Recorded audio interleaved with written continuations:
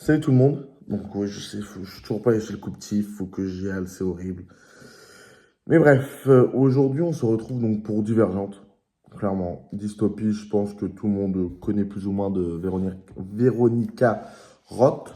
Ross, je sais pas comment ça se prononce exactement. Donc voilà, donc dystopie qui se passe dans un futur plus ou moins proche. Pas, enfin, dans les, je sais plus comment c'est expliqué. Je sais même pas si c'est vraiment expliqué si bien que ça. Et voilà, la société Chicago, du moins, la société de Chicago elle est divisée en 5 factions. Donc, les altruistes, les érudits, sincères, audacieux et fraternels. Et donc, divergentes, c'est ceux qui ont telles aptitudes révèlent qu'ils ont entre 2 et 5 factions, alors qu'on doit en avoir qu'une seule. D'où le nom divergente, et ce qui va vite poser problème dans ce roman. Je pense que ça paraît logique que du coup l'héroïne soit une divergente. On suit du coup l'aventure de Triss de son vrai prénom Béatrice, qui est donc apprend qu'elle appartient à 3 factions, et puis au fur et à mesure de l'histoire, on va apprendre qu'au final, non, c'est pas 3 mais 5. 5 histoires, voilà, et donc on reste sur de la dystopie, best-seller si je puis dire. À plusieurs aspects, ça ressemble à Hunger Games dans le sens où ils sont cloisonnés dans un endroit avec une muraille, ils n'ont pas le droit de la franchir et tout. Même si bien après dans l'histoire, ils vont quand même aller voir ce qui se passe derrière. Mais voilà. Donc Véronique Carotte, voilà, franchement, elle nous emmène dans un univers vraiment dystopique de Chicago, où la société, ils ont tellement fait de modifications humaines que le seul moyen qu'ils ont trouvé pour que. Enfin, on apprend tout ça dans le livre, pour que, comment dirais-je. En fait, ils ont tellement cherché, genre, à faire évoluer l'homme à la perfection, qu'au bout d'un moment, si on lui donnait trop d'intelligence, bah, il perdait sa sensibilité, etc. Et du coup, ils ont rien trouvé mieux que de mettre tout le monde dans une ville et attendre que quelqu'un redevienne normal, si je puis dire. Donc voilà, donc on suit l'aventure de Triss qui apprend du coup qu'elle a 5 factions. Elle rencontre 4, qui lui apprend qu'il est divergent. Et puis voilà, après, j'ai peut-être pas tout raconté non plus l'histoire, hein, parce que sinon, s'il y en a qui veulent le découvrir. En vrai, ceux qui ont jamais vu les livres, les films, et qui veulent une dystopie à la Hunger Games, clairement, Divergente, c'est tel quel. Après, non, vous allez me dire, pour Hunger Games, peut-être que ce qui se rapproche peut-être plus, c'est le labyrinthe. Mais bon, bref, le labyrinthe, c'est aussi génial. Même si c'est vrai qu'on pourra faire une vidéo dédiée à ça, entre le labyrinthe, Hunger Games, Divergente, etc. Ouais, donc du coup, Divergente, on est sur une trilogie qui est sortie entre 2011 et 2015. D'ailleurs, il faudrait que je me renseigne parce qu'apparemment, pour ceux qui du coup ont lu les Divergente 1, 2, 3 et le 4, donc où c'est 4 qui racontent une partie de l'histoire, bah apparemment, tous hors-série là, il y aurait 8 hors-série comme ça à côté. Donc il faudrait que je me renseigne. Ça se trouve, l'histoire de Divergente n'est pas terminée, comme je le pensais.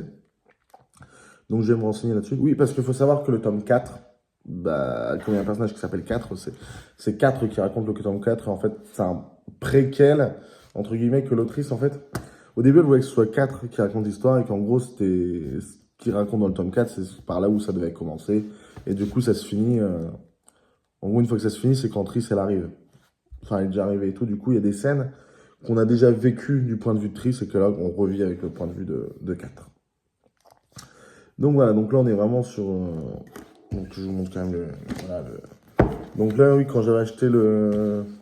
Bah, quand j'ai lu les livres, les 3 films étaient déjà sortis au cinéma. Un peu à la Hunger Game. Et voilà, dedans, voilà, on est écrit normal. Enfin, vraiment pour grand ado, enfin, fin adolescence, début d'adulte, c'est nickel. C'est des livres, bah, comme vous le savez, généralement, les livres que je parle, c'est des livres que j'aime bien. Enfin, c'est que des livres que j'aime bien. On est vraiment sur des livres super sympas à lire.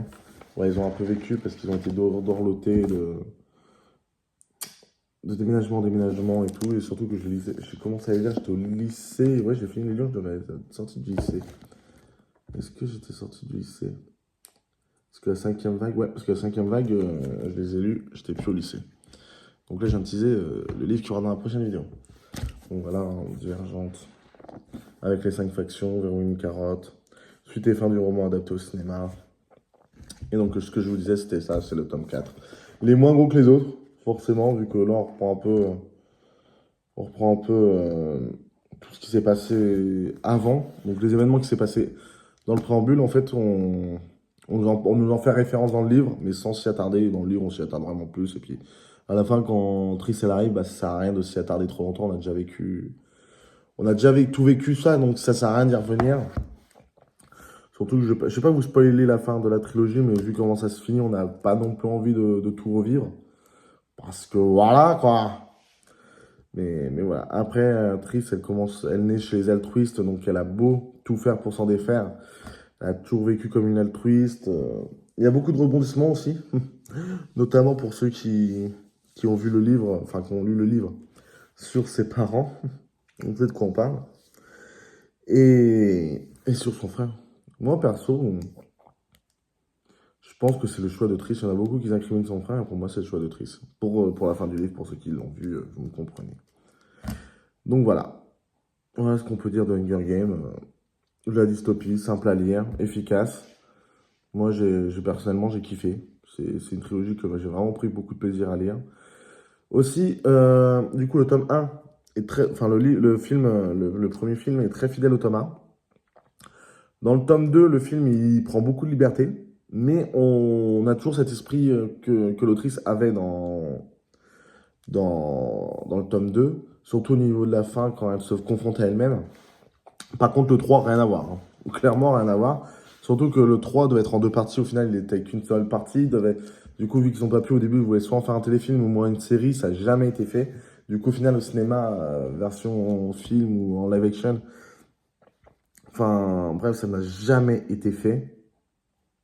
Peut-être pour ça aussi qu'on reste sur une grosse fin ouverte pour Divergent. Donc, moi qui aime bien les fins ouvertes, là, je peux vous assurer que sur les films, je suis gâté.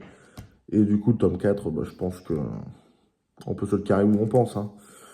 Mais voilà, malheureusement. Mais pour ceux qui aiment vraiment bien les dystopies dans le style Hunger Games Labyrinthe, clairement, foncez. Foncez, vous allez passer un super moment, vous allez vous kiffer. Enfin, vous allez vous kiffer dans peut-être. Enfin, après, si vous kiffez en lisant, tant mieux. Mais au moins, vous allez vraiment kiffer tout ce qui est dystopie comme ça. Voilà, tout ce que j'ai à dire sur ce livre. Sur ce, je vous souhaite une bonne journée ou une bonne soirée, une bonne lecture, peu importe ce que vous faites. Profitez bien, prenez soin de vous et puis on se retrouve très vite.